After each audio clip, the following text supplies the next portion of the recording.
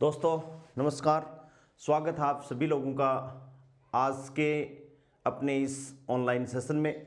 दोस्तों अपन post graduation के लिए जो न्यूक्लियर फिजिक्स अपने स्टार्ट कर रखी है उसमें कल अपन ने गामा डीके पढ़ा था और आज अपन गामा डीके को एक्सप्लेन करने के लिए गैमो टेलर या गमाऊ थ्योरी एक्सप्लेन कर रहे हैं। तो अपना आज का नेक्स्ट टॉपिक है Gamow theory of alpha decay. Important है, एग्जाम में क्वेश्चन आता है, पूरा अपने सिलेबस में दे रखा है Gamow theory of alpha decay. Gamow theory of alpha decay, ये जो थ्योरी है वो न्यूक्लियर फिजिक्स में सबसे पहले थ्योरी है जिसमें क्वांटम मैकेनिक्स का इंट्रोडक्शन हुआ था। सबसे पहले ये थ्योरी है, तो अपन ये लिख सकते हैं this was first application, this was first application of quantum mechanics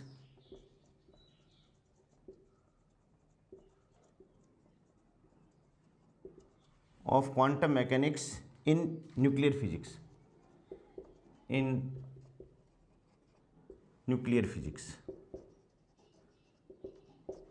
कब है? 1928 में। नेक्स्ट क्या है? The theory is based on the phenomena of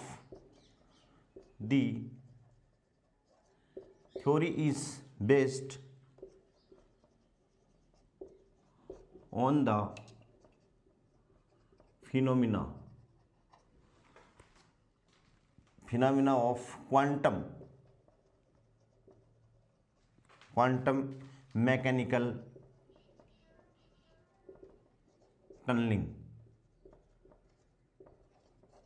quantum mechanic tunnelling पे ये थ्योरी क्या है? बेस्ड है, गमाऊ थ्योरी है। और इसको अपने जो पोटेंशियल बैरियर पढ़ी थी उस पोटेंशियल बैरियर का इसमें क्या होगा? इंट्रोड्यूस होगा। ठीक है, तो अपन ने पोटेंशियल बैरियर क्या मानी थी क्वांटम मैकेनिक्स में? ये पोटेंशियल V और R में ग्राफ है, ठीक है, और यहां पे इसका पोटेंशियल अपन ने ये माना स्क्वायर वेल पोटेंशियल हो गया, फाइनाइट स्क्वायर वेल पोटेंशियल। ठीक है, और यहां से और ये राउंड शेप में ये इस हिसाब से आ गया। ये जो डिस्टेंस है वो क्या है? कैपिटल R है। और अपन ने ऐसे एक पट्टी अपना ऐसे मान लेते हैं, यहां पर पट्टी अपन ने मान ली, और ये जो डिस्टेंस है इसको अपन क्या मान लेते हैं? R1। क्या मान लेते हैं? R1। और यहां से अल्फा पार्टिकल ऐसे इस लाइन पे कहीं ना कहीं अल्फा पार्टिकल, यहां पोटेंशियल बैरियर देखो थोड़ा सा कम हुआ है, तो ये अल्फा पार्टिकल यहां है, किसके अंदर? न्यूक्लियस के अंदर। और ये ऐसे टनलिंग करता करता कहां आ जाएगा? यहां आ जाएगा, अल्फा पार्टिकल यहां आ जाएगा। यानी इसको अपन क्या कह सकते हैं? अल्फा पार्टिकल बाहर आ गया। अल्फा पार्टिकल क्या हो गया? बाहर आ गया। और ये जो अल्फा पार्टिकल की ये क्या है? टनलिंग। या अल्फा पार्टिकल की एनर्जी अपन मान सकते हैं। ठीक है, ये V है और ये माइनस V0 है। ये क्या है? पोटेंशियल बैरियर की तरह बिहेव कर रही है। और अल्फा पार्टिकल क्या है कि जैसे ये न्यूक्लियस, इसकी रेडियस मान लो यहाँ पर अल्फा पार्टिकल है, इसकी रेडियस कितनी? R, ये अल्फा पार्टिकल है। तो ये क्या करेगा? बार बार टनलिंग करके बार बार क्या करेगा? इसके बाउंस करेगा, तो ये अल्फा पार्टिकल यहाँ से, ये अल्फा पार्टिकल है और ये कहाँ निकल जाएगा? यहाँ पर इस पोटेंशियल बैरियर से बाहर निकल जाएगा। ये अपन ने क्या पढ़ा है? फाइनाइट स्क्वायर वेल पोटेंशियल पढ़ा है क्वांटम मैकेनिक्स में। उसका क्या है? उसका ही एप्लीकेशन है ये। वहां भी अपन ने पढ़ी थी अल्फा पार्टिकल टनलिंग में कि जैसे अल्फा पार्टिकल बार बार क्या करेगा? इस पे बाउंस करेगा, तो एक प्रोबेबिलिटी ऐसी भी हो सकती है कि अल्फा पार्टिकल है वो न्यूक्लियस से क्या हो जाएगा? बाहर निकल जाएगा। ठीक है, तो इसके लिए अपन क्या लिखते हैं? देखिए, the observed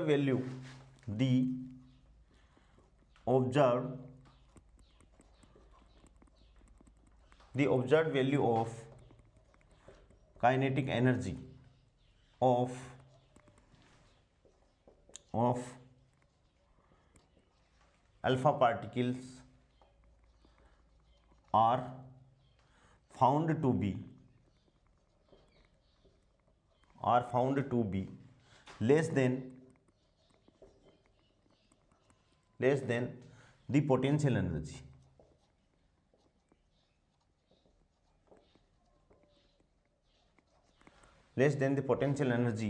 of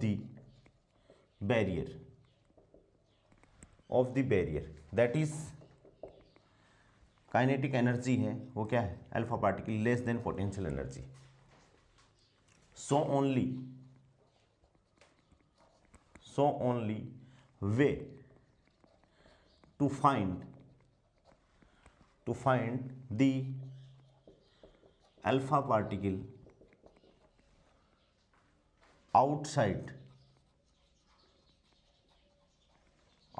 the nucleus is through tunnelling. क्या है, टनलिंग के कारण ही अल्फा पार्टिकल अपन मान सकते हैं कि बाहर आएगा. The observed value of kinetic energy, जो अल्फा पार्टिकल की काइनेटिक एनर्जी है of alpha particles are found to be less than the potential energy. किससे कम है, पोटेंशियल एनर्जी से कम है. ये वाली ये एनर्जी अल्फा पार्टिकल की, ये काइनेटिक एनर्जी है और ये पोटेंशियल एनर्जी, ये ऑब्जर्व्ड वैल्यू है. तो इसका मतलब अल्फा पार्टिकल का बाहर आने का केवल एक ही चांस है, और वो चांस क्या हो सकता है, टनलिंग, क्वांटम मैकेनिकल टनलिंग हो सकती है. जबकि क्लासिकल मैकेनिक्स तो ये कहेगी कि अल्फा पार्टिकल इस पोटेंशियल बैरियर से बाहर आ ही नहीं सकता, न्यूक्लियस से बाहर आ ही नहीं सकता, क्योंकि क्लासिकल मैकेनिक्स में टनलिंग का कोई इफेक्ट नहीं है. लेकिन क्वांटम मैकेनिक्स ये कहती है कि अल्फा पार्टिकल इस न्यूक्लियस से बाहर आ सकता है. कैसे, क्वांटम मैकेनिकल टनलिंग से. कैसे आ सकता है, क्वांटम मैकेनिकल टनलिंग से यहाँ से बाहर आ सकता है. ठीक है.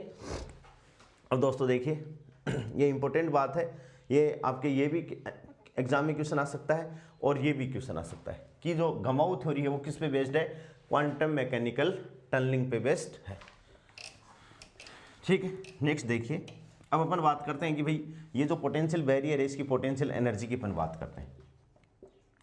तो potential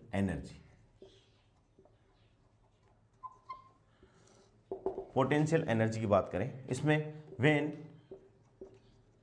r is greater than r, यानी जो r डिस्टेंस है वो इस r से क्या है, बड़ा हो. और r अपन ने क्या माना है, न्यूक्लियस की रेडियस माना है. ये अपने जो डायग्राम बनाया है वो इस न्यूक्लियस का ये डायग्राम. ठीक है. तो when r is greater than r, तो r is greater than r होगा तो फोर्स बिटवीन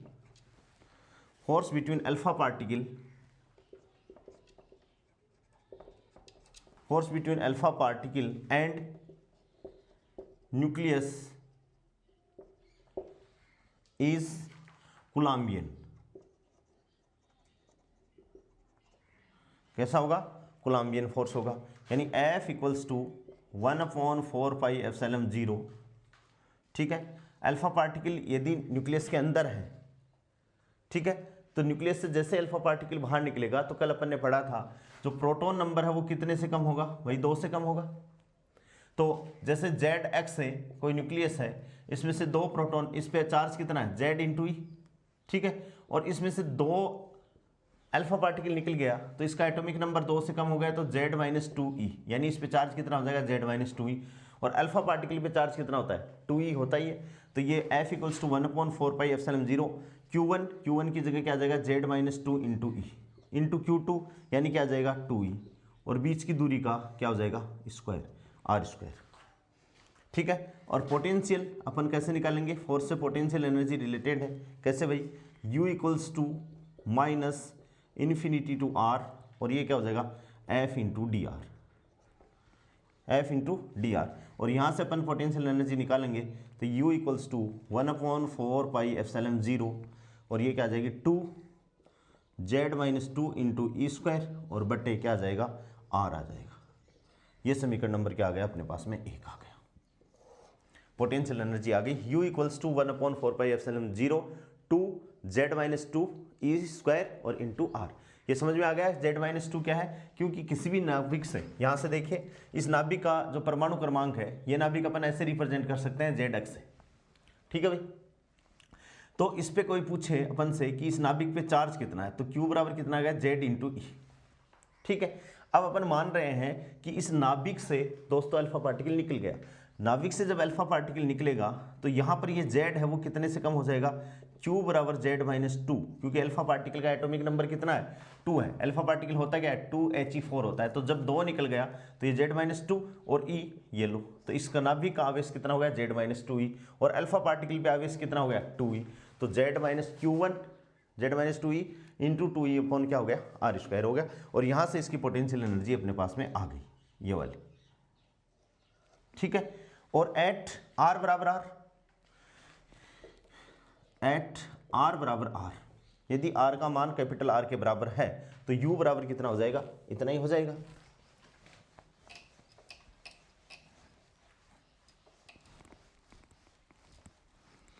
यदि आर का मान, छोटे आर का मान कैपिटल आर के बराबर है तो यू बराबर कितना हो जाएगा, 1/4πε0 Z माइनस 2 और इंटू ई स्क्वायर और बटे क्या हो जाएगा, आर हो जाएगा।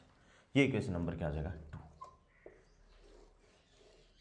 यू बराबर आ गया अपने पास में 1/4πε0 2/4πε0 Z माइनस 2 ई स्क्वायर और अपॉन आर। और थर्ड केस क्या है, at R is less than R. R is less than R का मतलब बैरियर के अंदर आ गया।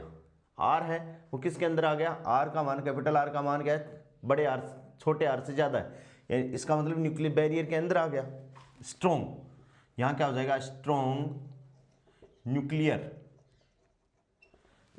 Nuclear forces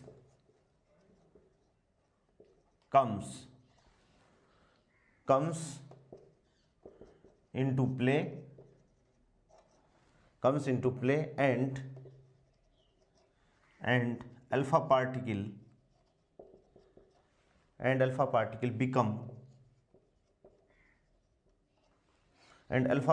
becomes confined in a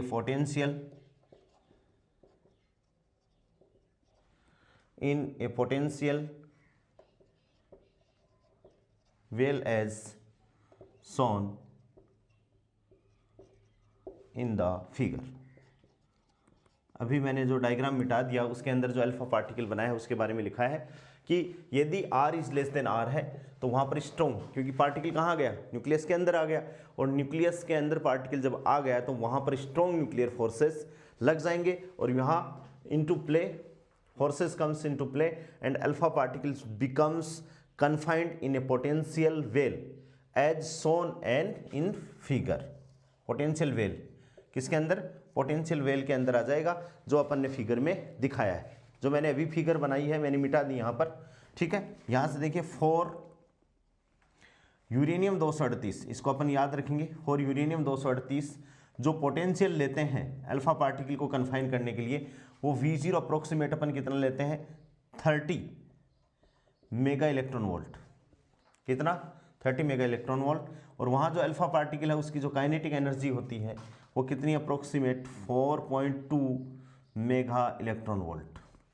किसकी बात है, यूरेनियम 238 न्यूक्लियस की बात है, कि वहाँ पर जो पोटेंशियल बैरियर जो काम में ली जाती है या होती है उस न्यूक्लियस के लिए, वो कितनी है, 30 मेगा इलेक्ट्रॉन वोल्ट। और वहाँ पर जो अल्फा पार्टिकल की जो एनर्जी है वो कितनी है, 4.2 mega electron volt.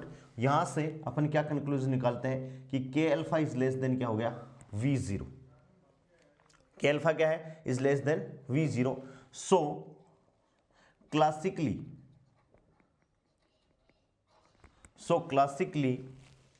No chance,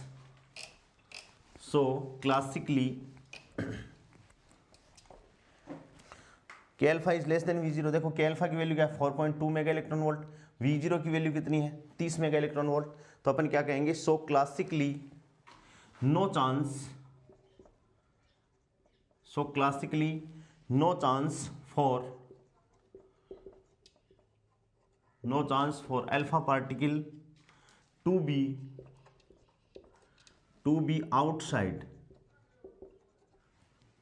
outside the nucleus, to be outside the nucleus, but there is small probability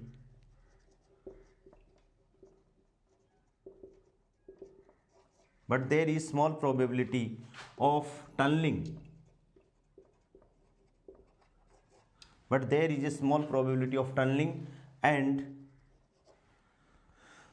and so particle may exist outside the nucleus. कि क्लासिकली तो कोई चांस ही नहीं है अल्फा पार्टिकल का बाहर आने का, लेकिन क्वांटम मैकेनिकली टनलिंग के थ्रू अल्फा पार्टिकल बाहर आने के स्मॉल प्रोबेबिलिटी। ठीक है, DK probability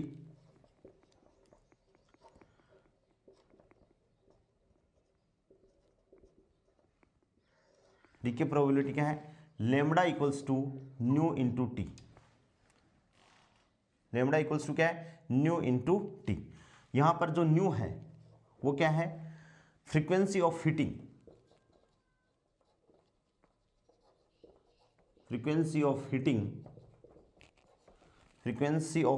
the nuclear surface by alpha particle. Nu क्या है? क्योंकि बार बार अल्फा पार्टिकल क्या होगा? उस बाउंड्री से हिट करेगा। ठीक है, तो frequency of hitting the nuclear surface by alpha particle, and T क्या है? ट्रांसमिशन कोफिशिएंट, जो अपन ने क्वांटम मैकेनिक्स में भी पढ़ा है। टी क्या है दोस्तों? टी, कैपिटल टी जो है ये वाला, ये क्या है? ट्रांसमिशन या ट्रांजिशन, या इसको अपन बोलते हैं transmission probability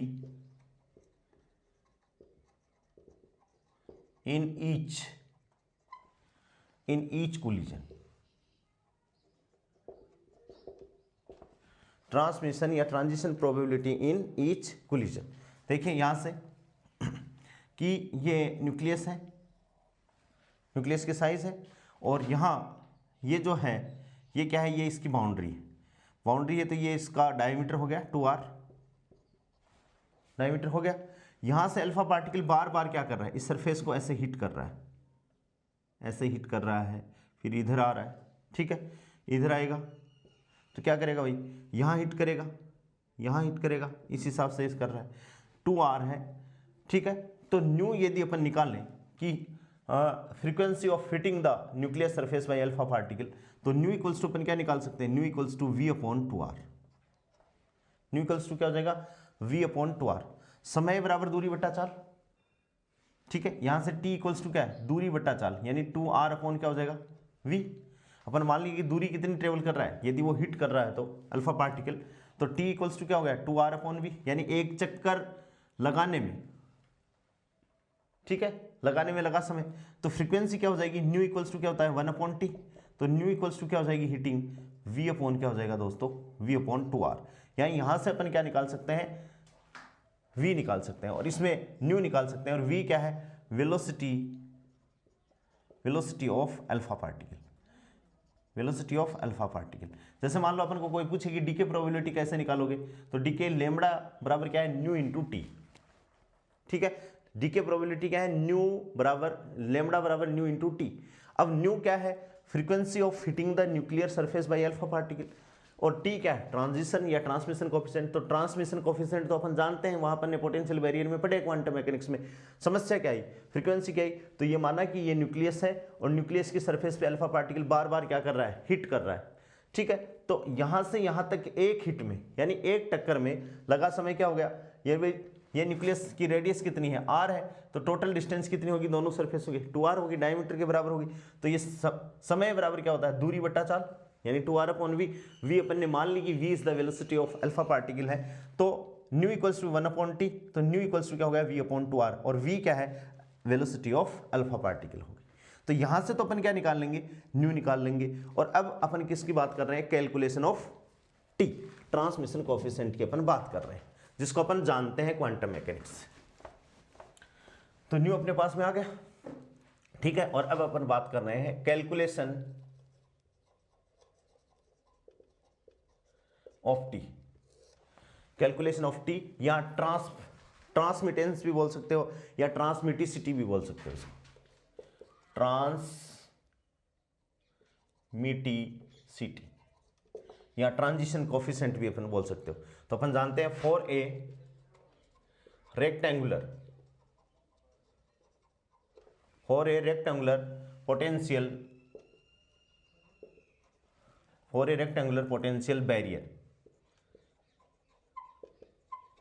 for a rectangular potential barrier. यदि आपने इसको लिख लिया हो तो मैं मिटा दूं इसको, क्योंकि पोटेंशियल बैरियर का डायग्राम बनाना पड़ेगा जिससे आपको ध्यान में आ जाएगा कि ये ट्रांसमिशन कोएफिशिएंट इसका, या ये मिटा देता हूं,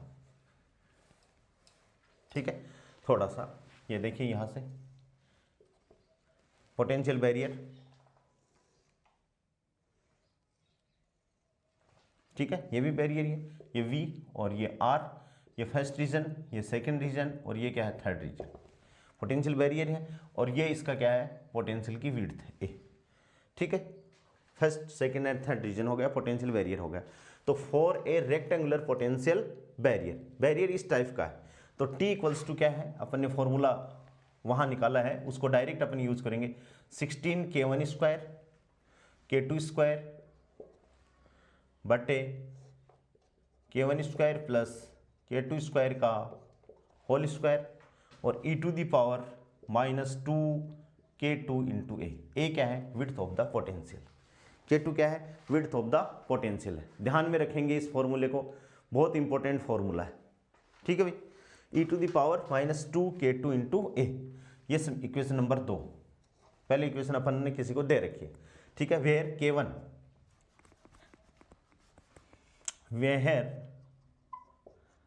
K1 अपन जानते हैं 2me upon h cross square या h कट स्क्वायर, और K2 इक्वल्स टू क्या है दोस्तों, under the root 2m v minus E upon h cross square, ठीक है। फॉर ए थिक बैरियर,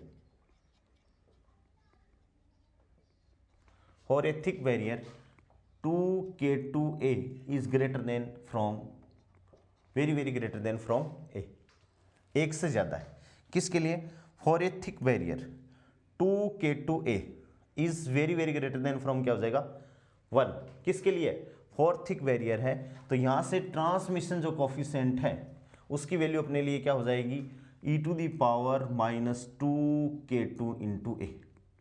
ये इक्वेशन कई बार परीक्षा में पूछा जाता है, समीकरण नंबर ये 3 है। यदि for a thick barrier 2K2A, कौन सा, ये रहा 2K2A, तो ये टर्म है, ये अप्रोक्सीमेट किसके इक्विवेलेंट होगी, 1 के, या अपन ये कह सकते हैं कि ट्रांसमिशन या ट्रांसमिटिसिटी है वो किसके अप्रोक्सीमेट इक्वल हो जाएगी, T approximate equals to e to the power -2K2 into A, ठीक है। हाँ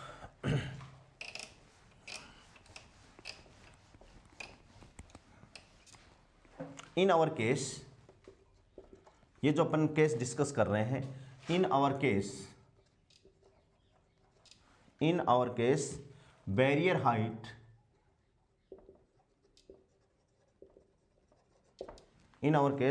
हाइट इज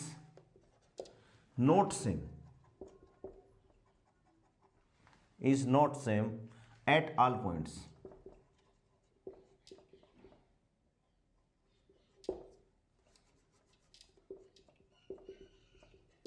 LR पॉइंट्स। क्यों, अपनी जो बैरियर है उसकी हाइट क्या है, अपन ने क्या माना था, फर्स्ट ऐसे, ये -V0 और ये S, ठीक है। तो बैरियर की हाइट यहाँ ज़्यादा है, फिर यहाँ कम है, फिर यहाँ कम है, फिर यहाँ कम है, तो अपनी बैरियर की हाइट क्या है, नॉट सेम है। तो बैरियर क्या करेगी, बैरियर की हाइट वेरिएशन करेगी, ये अल्फा पार्टिकल, ठीक है। और ये अपना V है, ये माइनस का V0 है, ये 0 है, ये R है, ये अपन ने माना था, इसको अपन ने क्या माना था, ये आर, और ये क्या माना था, R1 माना था। और यहाँ से अल्फा पार्टिकल क्या हो सकता है, बाहर निकल सकता है। तो पोटेंशियल की हाइट है वो क्या नहीं है, बराबर नहीं है, ठीक है। जबकि यहाँ तो क्या है, बराबर है पूरी। तो इसमें टी जो है वो एग्जैक्ट इतना नहीं रहेगा, -2k2 a, यहाँ तो क्या है, a फिक्स है, width of the potential barrier की, a तो क्या है, फिक्स है, लेकिन अपनी तो हाइट क्या है, फिक्स नहीं है। अपनी तो देखो ये है, और फिर इसके बाद में राउंड ऑफ में, तो ये क्या होगा, वेरी होगा। यानी t इक्वल्स टू क्या आ जाएगा, t approximate equals to e⁻² integration कहाँ से कहाँ, r से r1, r से कहाँ तक, r1, क्योंकि r1 पे जाके अल्फा पार्टिकल बाहर निकला है, और ये क्या हो जाएगा, k2 और इंटू dr, a की जगह क्या हो जाएगा, dr हो जाएगा, क्योंकि अपन ने तो क्या माना है, ये स्मॉल अमाउंट मानी है dr, क्या माना है, ये अल्फांस मानी है, दिस इज dr है मोटाई, और ये कितनी दूरी पर है भाई, r1 दूरी पर जाकर ये, ठीक है। या आप ये मान सकते हो, इसको अलग से मान सकते हो कि भाई ये तो होगी r1, ठीक है, और यहाँ पर अपन इसकी डिस्टेंस को छोटा छोटा अल्फांस लेके इसको अपन कर लेते हैं, ये क्या होगी, dr होगी, ठीक है। तो द टर्म यहाँ से, ये जो इंपॉर्टेंट टर्म है, इसे ही अपन क्या कहते हैं, गमाऊ फैक्टर कहते हैं। इसको मैं मिटा रहा हूँ, ठीक है। इसके बाद में ये जो टर्म है, तो द टर्म, ये जो टर्म है किसने इंट्रोड्यूस की थी, गमाऊ ने। द टर्म 2 इंटीग्रेशन r से r1 k2 dr बराबर कैपिटल G, और इसे अपन क्या कहते हैं, कैपिटल G को गमाऊ फैक्टर, गमाऊ फैक्टर क्या कहते हैं, गमाऊ फैक्टर। ये पूछा जाता है एग्जाम में। 2 इंटीग्रेशन r से r1 k2 dr बराबर G। ये r से r1 इंटीग्रेशन, यहाँ से अपन ने r से r1 माना है, मतलब, और अपन कुछ भी लिमिट अगला अपन को दे सकता है, लेकिन ये लिमिट जो होगी वो फाइनाइट लिमिट होगी, इस बात का आपको ध्यान रखना है, ठीक है। सो ट्रांजिशन प्रोबेबिलिटी क्या होगी, सो t अप्रोक्सीमेट इक्वल्स टू क्या हो गया, e⁻⁻g, क्या हो गया, t अप्रोक्सीमेशन e⁻⁻g, ये इक्वेशन नंबर 4 वेरी इंपॉर्टेंट है, जहां पर g की जो वैल्यू है, वेयर g एग्जाम में पूछा जाता है, इंपॉर्टेंट है, वेयर g, t बराबर क्या हो गया, e⁻⁻g, वेयर g बराबर ये रहा 2 तो है ही अपनी जगह, 2 इंटीग्रेशन r से r1, ठीक है भाई, और k2 की वैल्यू कितनी है वो, तो 2mv - e h cut square under the root, और ये क्या हो जाएगा, dr। Important, very very most important formula है, ये पूछा जा सकता है अपन को, गमाऊ फैक्टर g बराबर 2 r से r1 2m v0 - e लगा सकते हैं आप पोटेंशियल बैरियर की विड्थ को, v0 - e बटे h क्रॉस स्क्वायर, और क्या हो जाएगा, dr हो जाएगा, ठीक है। और ऑन सॉल्विंग किसको, कि ये जो t है इसमें e की वैल्यू, g की वैल्यू अपन पुट करेंगे, और जैसे इसको अपन सॉल्व करेंगे तो अपने पास में जो t का फॉर्मूला आएगा वो क्या आएगा, ट्रांजिशन प्रोबेबिलिटी का, t equals to exponentially bracket 4e upon h cross m upon pi epsilon 0 की power 1/2, 4e upon h cross m upon pi epsilon 0 की घात 1/2, z - 2 की पावर 1/2, r की घात 1/2, ठीक है। इसको मैं मिटा रहा हूँ, ठीक है, ऑन सॉल्व करेंगे अपन इसको, तो इसको मैं मिटा देता हूँ, आप लोग इसको बहुत अच्छे से लिख लेंगे। ऑन सॉल्विंग किसको, यानी इस वैल्यू को अपन यहाँ रखने के बाद में t बराबर अपने पास में क्या आया, t बराबर आया e⁻⁻g, ठीक है, और इस g की वैल्यू को यहाँ रखेंगे और उसको सोल्व करेंगे तो अपने पास में ये आएगा, ठीक है। सोल्व डेरिवेशन अपन को नहीं चाहिए, अपन को तो इसकी वैल्यू चाहिए, e² upon h cross epsilon 0 m upon 2 की घात 1/2 और Z-2 ई अल्फा की पावर -1/2। देखिए ध्यान से, 4e/h क्रॉस m/πε0 की घात 1/2 Z-2 की घात 1/2। ये क्या है? डॉटर। किसका परमाणु क्रमांक है? डॉटर न्यूक्लियस का परमाणु क्रमांक। अल्फा पार्टिकल निकलने के बाद में डॉटर न्यूक्लियस बचेगी, उसमें जो परमाणु क्रमांक होगा वो क्या हो जाएगा? Z-2। ठीक है, माइनस E²H क्रॉस ε0 m/2 की पावर कितनी है? 1/2 Z-2। ये भी किसका है? डॉटर न्यूक्लियस का परमाणु क्रमांक है। और यहाँ पर ई अल्फा की पावर माइनस क्या है? 1/2। ठीक है, यहाँ इस वैल्यू की अपन बात करें, कौन सी वैल्यू की? इस कांस्टेंट की वैल्यू की बात करें, ये पूरा का पूरा कांस्टेंट है। इसको जब अपन सोल्व करेंगे 2.97 इसकी वैल्यू आ जाएगी। ठीक है भाई, और फिर यहाँ से यहाँ इस कांस्टेंट की अपन बात करें तो इसकी वैल्यू अपने पास में क्या आ जाएगी? 3.95, 3.95। सो लेमड़ा कौन क्या है? लेमड़ा डीके प्रोबेबिलिटी वो क्या होगी? लेमड़ा बराबर V/2R, ये तो हो गया न्यू, यानी लेमड़ा इक्वल्स टू क्या था? New into T. ठीक है, तो इंप्लाइज दैट लेमड़ा बराबर न्यू तो हो गया V/2R। ठीक है, और ये क्या होगी? Transition probability. ठीक है, तो इसको भी अपन सोल्व करें, implies that log E base पे लेमड़ा बराबर क्या आ जाएगा?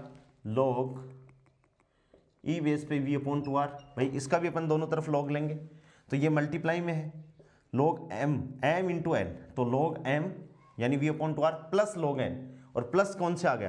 प्लस ये आ गया, प्लस क्या आ जाएगा? log t वाला आ जाएगा, और log t है ये एक्सपोनेंशियल में है तो इसका t हट जाएगा। भाई इसको अपन e⁻t लेंगे, e⁻t लेंगे तो ये एक्सपोनेंशियल है, एक्सपोनेंशियल से log हट जाएगा तो ये क्या आ जाएगा? प्लस ये क्या है? 2.97, तो ये लो 2.97 आ गया। और ये क्या आ गया? ZD, डॉटर न्यूक्लियस है तो ZD की पावर 1/2। ठीक है, R की पावर कितनी हो जाएगी? 1/2 आ गया,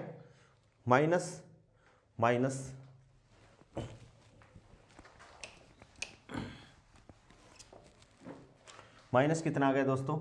-3.95, 3.95। ये भी क्या हो गया? ZD, और ये क्या हो गया? ई अल्फा की पावर -1/2। ये अपने पास में आ गया, बहुत इंपॉर्टेंट रिलेशन आ गया।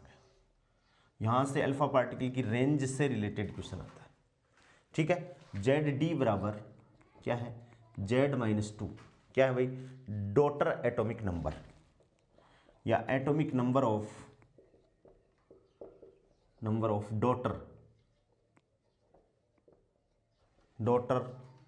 Nucleus, atomic number of daughter nucleus. ठीक है, which is of the form, यदि इसको अपन और आगे सोल्व करें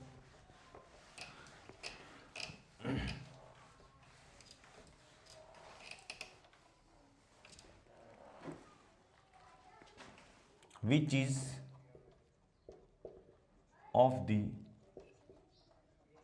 is of the form क्या हो जाएगा? log लेमड़ा बराबर C,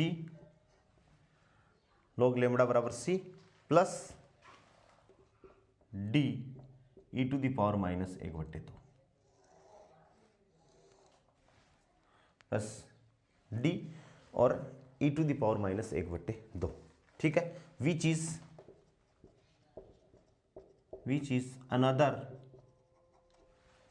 another form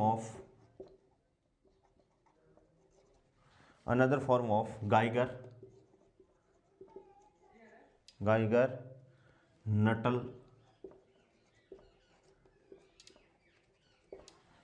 which is of the form of another form of Geiger Nuttall law. Another form of क्या आ गया? गाइगर नटल लॉ का आ गया है। इस हिसाब से अपन को ये अपनी जो गमाऊ थ्योरी ऑफ किसके लिए है? अल्फा डीके के लिए, वो अपन को याद रखनी है। ये फॉर्मूला थोड़ा सा आपको ध्यान में रखना है, नहीं भी रटा जाए तो थोड़ा सा ध्यान में रखना है। ट्रांजिशन प्रोबेबिलिटी का फॉर्मूला ध्यान में रखना है, लेमडा बराबर V upon two R into T. कहाँ से आया, न्यू को अपन कैसे लिखेंगे, और ये लॉग लेमडा बराबर C plus D e to the power minus one upon two की ट्रांजिशन प्रोबेबिलिटी है वो एनर्जी के किस हिसाब से रिलेशन में है, तो ये क्वेश्चन आपको पूछ सकता है, इंपॉर्टेंट रिलेशन है। ठीक है, तो इसको अपन ध्यान में रखेंगे। ठीक है, अब देखो जो ये गमाऊ थ्योरी है इसकी लिमिटेशंस क्या क्या है। ठीक है, तो अपन नेक्स्ट हेडिंग अपना क्या है, limitation of Gamow theory.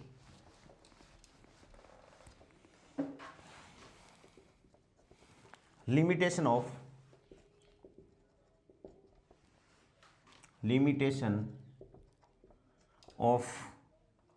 गमाऊ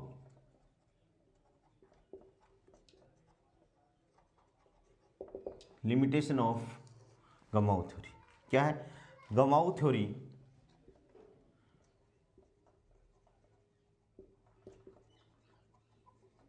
has following limitation.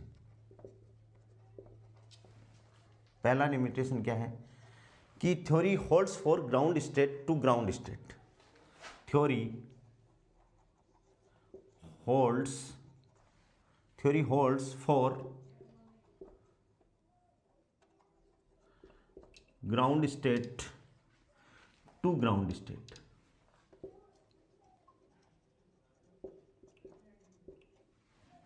Theory holds for ground state to ground state, transition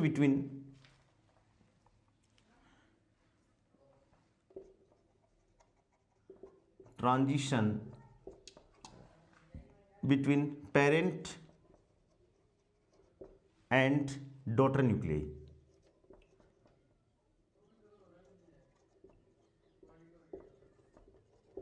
alpha पार्टिकल निकलने के बाद में पेरेंट न्यूक्लियस से क्या बनेगी, डॉटर न्यूक्लियस बनेगी। तो theory holds for ground state to ground state transition between parent and daughter nucleus, यानी एक्साइटेड स्टेट की बात इसमें बात की नहीं है। ठीक है, नेक्स्ट इसी में for ground state to ground state, ground state to for ground state to ground state transition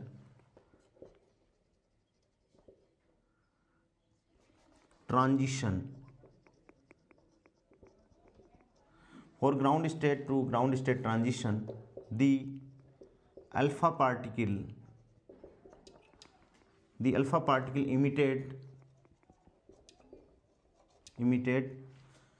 do not carry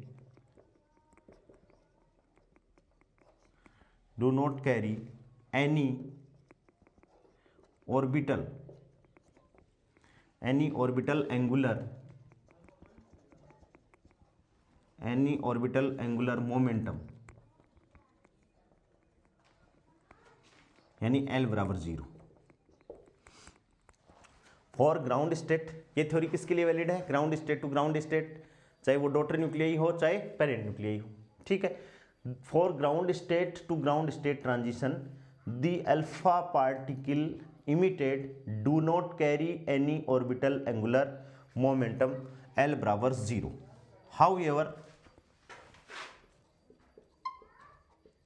However, यद्यपि if transition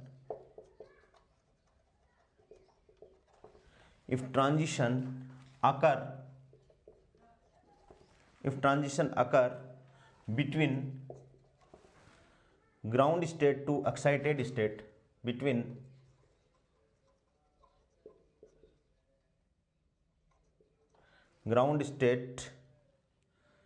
transition occur between ground state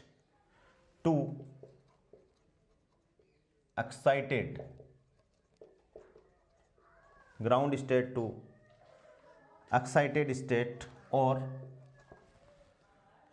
occur between ground state to excited state or otherwise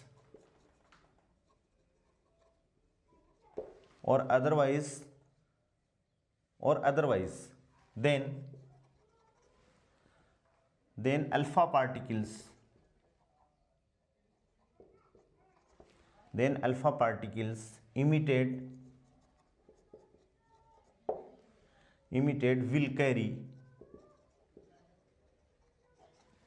will carry some orbital angular momentum,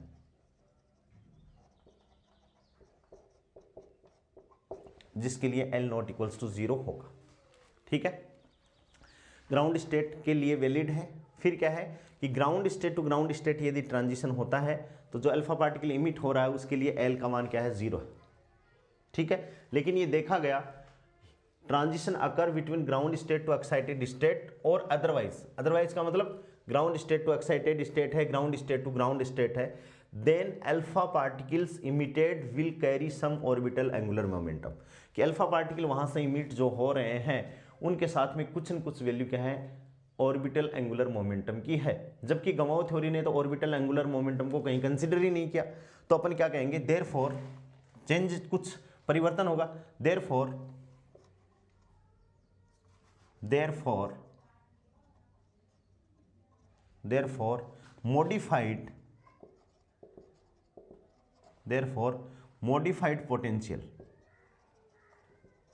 modified potential V dash बराबर 2z-2 E² upon 4πε0 into are, ये तो अपना था। और इसमें orbital angular momentum के कारण potential और ऐड हो गया, h क्रॉस स्क्वायर l+1 बटे 2m r²। ठीक है, ये किसके कारण, ये तो कौन सी होगी, कूलाम्ब टर्म।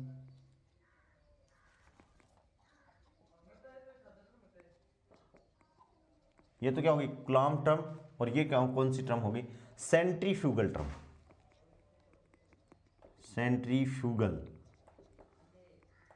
Centrifugal term. और फॉर L बराबर 0 टर्म दिस L बराबर 0 this term is वेनिसेस।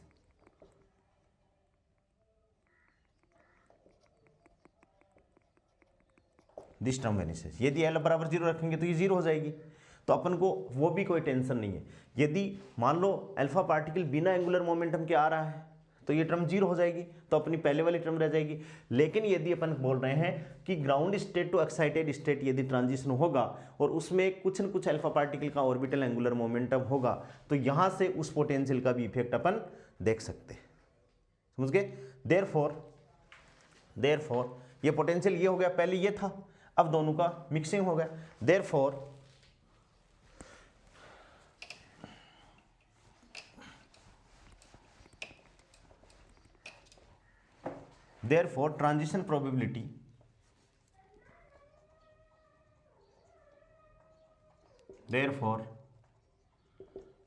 transition probability T approximate equals to क्या था, e⁻⁻g बराबर क्या आ जाएगा, e⁻⁻2 इंटीग्रेशन r से r1, ठीक है, 2m। और अब पोटेंशियल वहाँ V0 था, अब यहाँ पर क्या आ जाएगा, V डैश आ जाएगा। अब अपन पोटेंशियल को क्या कंसिडर करेंगे, V डैश, तो 2m V dash minus E बटे h cross square under the root, और क्या हो जाएगा, dr, क्या हो जाएगा, dr विल बी डिफरेंट, क्या हो जाएगा, विल बी डिफरेंट। ये जो गमाओ थ्योरी थी उससे अलग ये चीज हो गई, विल बी डिफरेंट। यहां से देखिए इंपॉर्टेंट बात क्या है, for light nuclei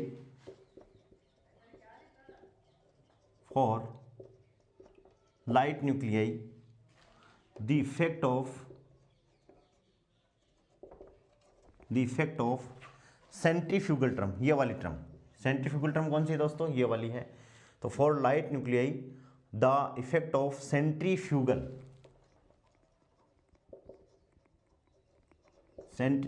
term is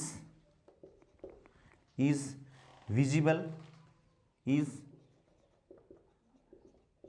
visible and transition probability या transmittivity and T is affected,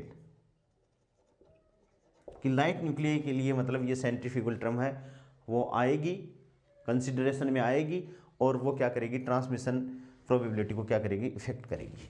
ठीक है, next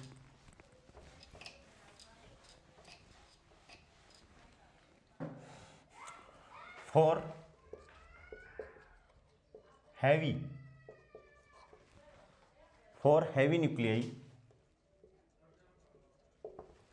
nuclei, the centrifugal term is very less than from Coulomb term.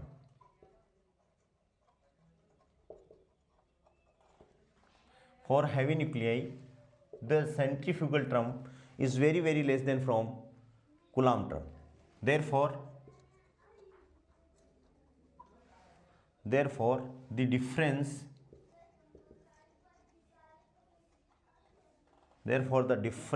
is not visible in the transmission, यानी इस heavy nuclei में इस term का कोई effect नहीं पड़ेगा, क्योंकि द सेंट्रीफ्यूगल टर्म बहुत कम है, तो इसके कारण कोई ट्रांसमिशन कोफिशिएंट में किसी प्रकार का कोई कंसिडरेशन नहीं आएगा। नेक्स्ट देखिए, इंपॉर्टेंट बात है next, theory is applicable,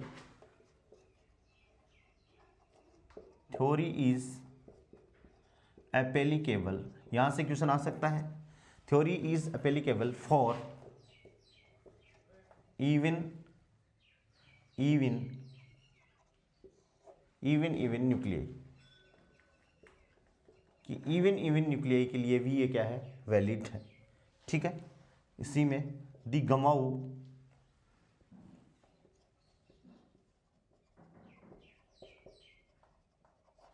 Gamow theory does not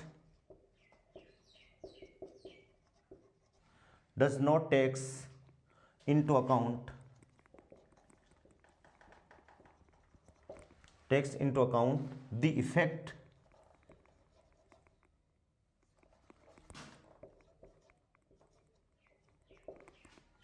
the effect of internal nuclear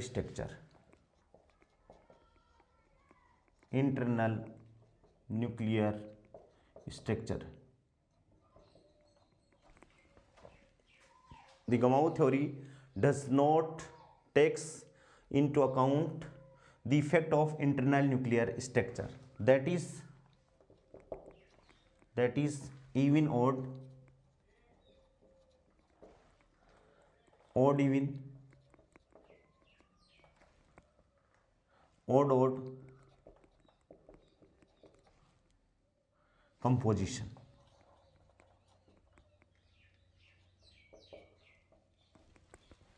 कि इसके कारण कोई इफेक्ट नहीं होता। The Gamow theory does not takes into account the effect of internal nuclear structure, कि इवन ऑड प्रोटॉन न्यूट्रॉन की जो संख्या है इवन ऑड हो या ऑड इवन हो या ऑड कंपोजिशन हो। ठीक है, ये किसके बारे में है, इवन के बारे में। ठीक है, और नेक्स्ट एक बात और, फॉर ऑड जेड और ऑड एन, प्रोटॉन की संख्या क्या हो, ऑड हो, और न्यूट्रॉन की संख्या भी क्या हो, ऑड एन हो। The DK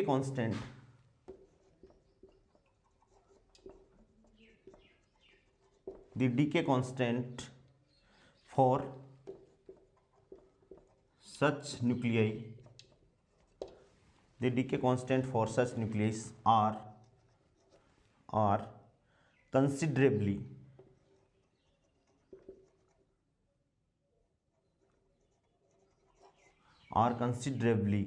smaller than those for even of equal energy। ठीक है, फॉर odd Z और odd N the decay constant for such nuclei are considerably smaller than those for even of equal energy। such transitions are called hindered